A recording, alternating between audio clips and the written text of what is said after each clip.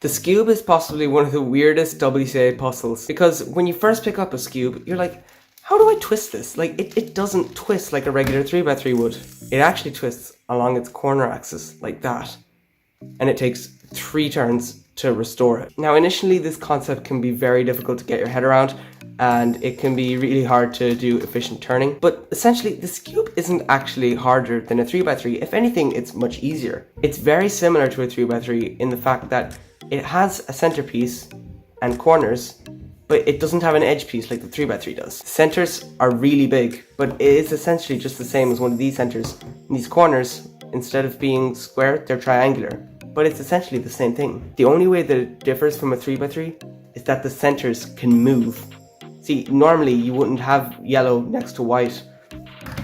White will always be next to yellow on a 3x3 no matter what turn you do. But once you can get your head around this and you know how to move centers around, it isn't any harder than a 3x3. Let's get this scrambled and let's start the tutorial. So the first thing that you're going to want to start off with is making one layer. Now, on a 3x3, the best way to solve it is layer by layer. So instead of actually solving one face, you'd solve the entire layer, because then each piece is in its respective place. If you don't understand this, then I highly suggest watching my 3x3 tutorial, which should be up here, and then it teaches you everything you need to know. So yeah, we solve it layer by layer, and then the last layer includes a few steps. But as you can see here, it's very difficult to actually see what is a layer. Well, a layer is one center and these 4 corners. So you'd think easy peasy, just match these corners up, and then we have a face. Well, as you can see here, these pieces, see, a corner piece is made up of 3 individual colors.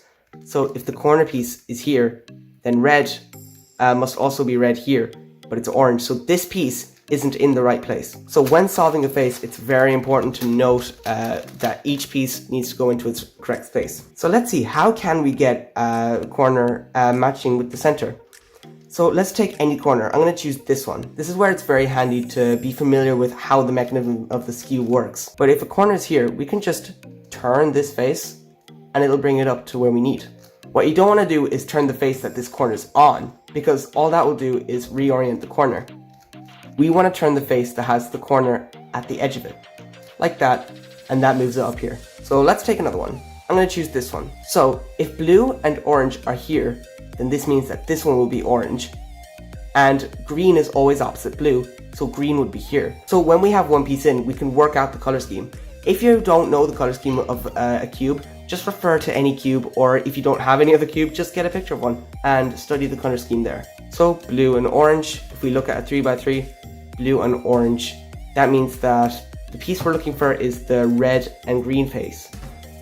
Red and green goes here, so the corner should go directly opposite this one. This is extremely simple. Just do the same thing as last time and it will match up, so we have these corners in the right spot. This is where it can get kind of challenging.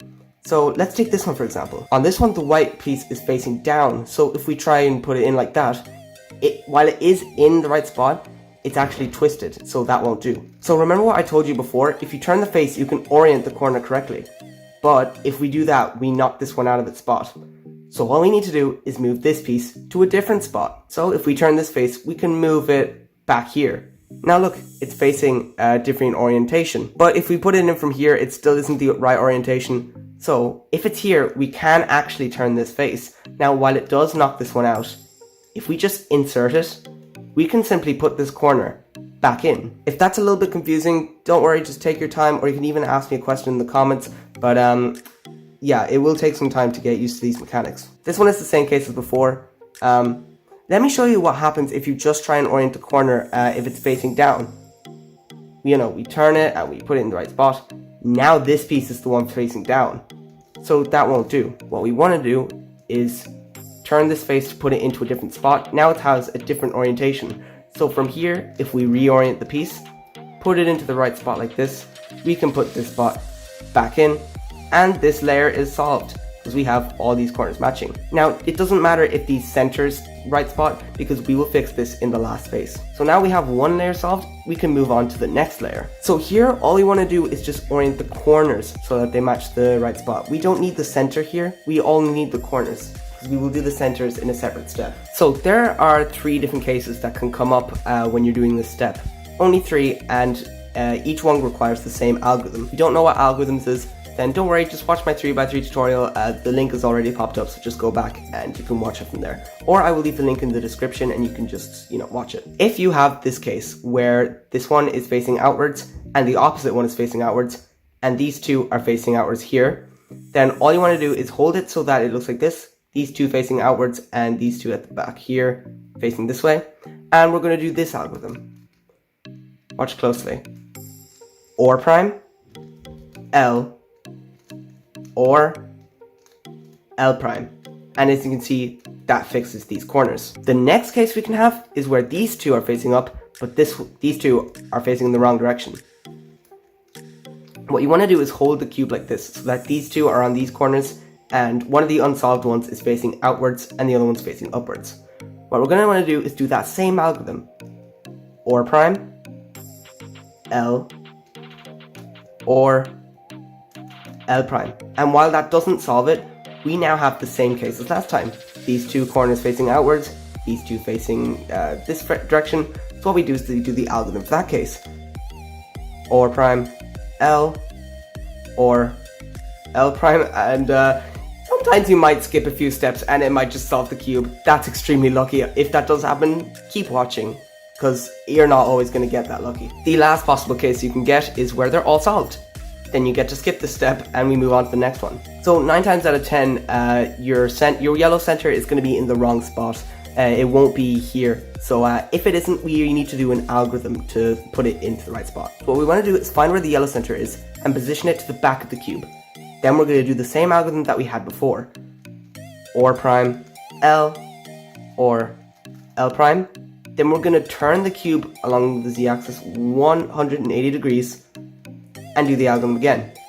Or prime, L, or L prime, and this face should be solved. Now there are 3 possible cases again for what the other centers could look like. So one of the possible cases is that one face is solved and the other 3 aren't. If this is the case, what will happen is 2 centerpieces that should be opposite each other will be next to each other. For example, red should always be opposite orange, but in this cube's case, it isn't.